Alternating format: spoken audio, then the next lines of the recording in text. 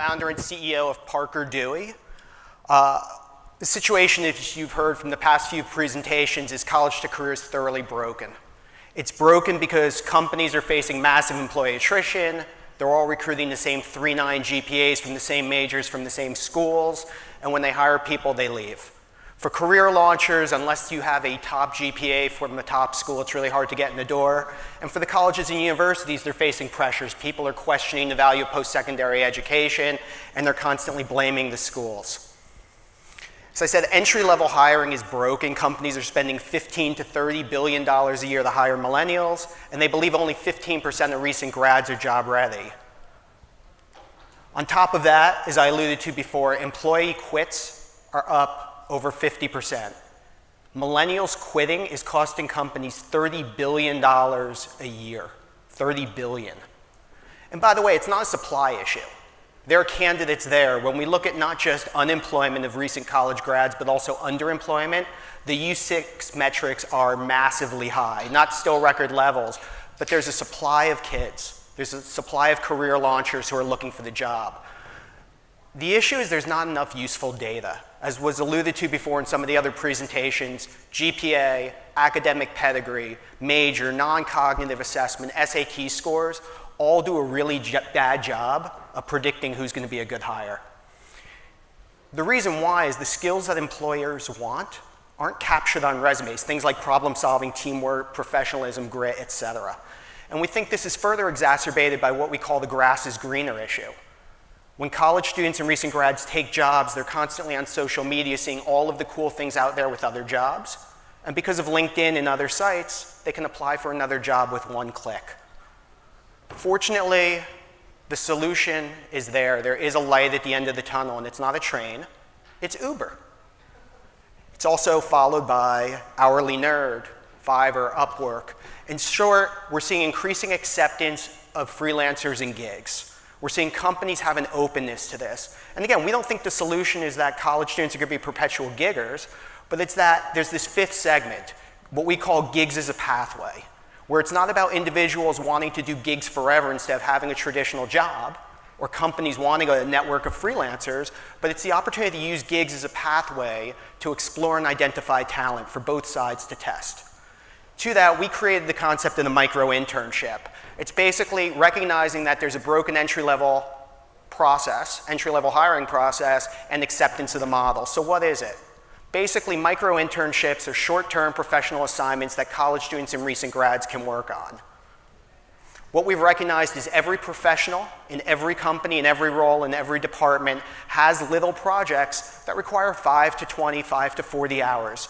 Things that aren't the highest and best use of their time, things that are winding up on the back burner, things that they wish they had an intern or new hire to help on. The process we try to make really, really easy for companies. They tell us what they want, they see the candidates, we handle all of the back end, and most importantly, we're not charging any kind of a placement fee. When students get hired for internships and full-time positions after these, we're not hitting them with some 20% of the first year's salary. So again, we made it really easy for companies to post a project. They tell us what they need. They tell us when it starts, when it's due, how many hours they expect it to take, how much the student will get paid when the project is done. The students apply to the projects that interest them, and the companies see their profile. Again, our talent base is 100% highly motivated career launchers, individuals who are using gigs as a way not just to make money, but to get their foot in the door, to demonstrate skills, to explore career paths. Again, we joke around, hire a philosopher. Companies talk about the so-called skills gap, that they can't find students with good communication skills and problem solving. Well, they're not looking at philosophy students or English majors or history majors. And by the way, those finance or computer science majors still need to develop and demonstrate those skills. What's nice is this also ties in with existing post-secondary education. As the students work on these projects, they're engaging alumni. Not for the standard, tell me about a day in your life questions, but for real discussion, to get feedback. They're engaging faculty members. We're providing insights to the universities. Again, we want them to be successful.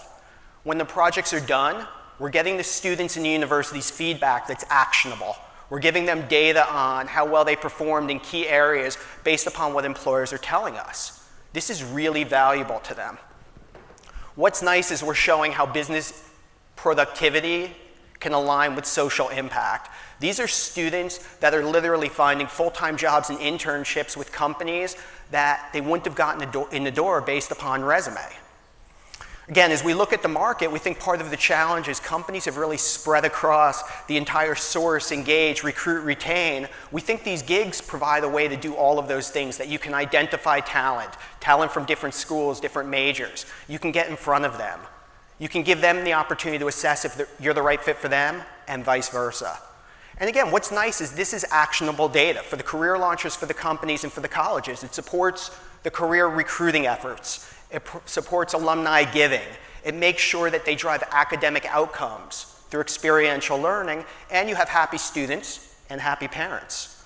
Again, we're happy to partner with a number of amazing universities and foundations. We're working with the University of Michigan, tied to their student athletes.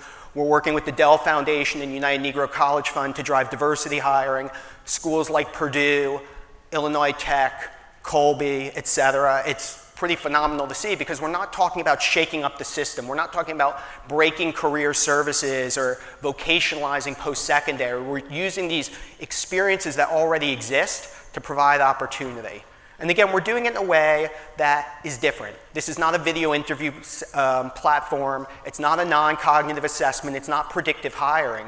What we recognized was that making entry-level hiring decisions, whether it's for a full-time role or an internships, is high stakes for companies and for students. Why can't we provide a way to take away the risk? Why can't we provide a way to help companies get work done from this highly motivated talent pool while also auditioning them, and at the same time provide opportunities for these career launchers to get their foot in the door, to demonstrate skills, to earn some money, and find the right job? Thank you.